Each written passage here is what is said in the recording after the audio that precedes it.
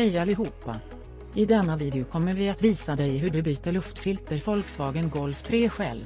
Se beskrivningen nedan för länkar till vår webbutik där du kan köpa reservdelar. Öppna motorhuven.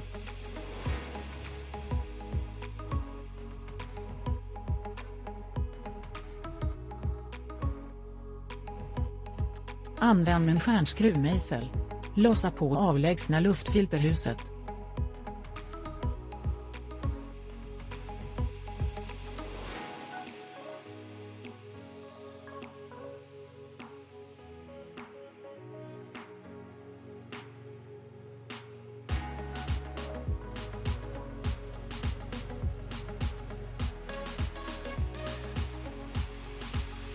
Avlägsna luftfiltret och installera det nya.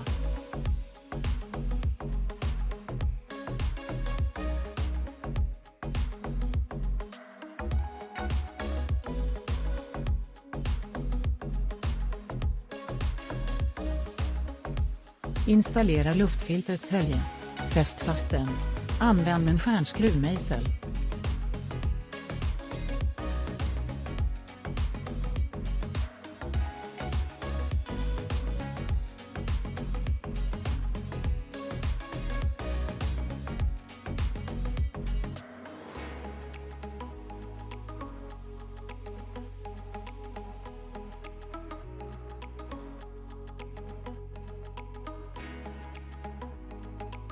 Stäng motorhuven. Tack för att du tittar på vår instruktionsvideo. Prenumerera på Autodocs kanal och missa inga nya videoklipp. Ha en trevlig dag.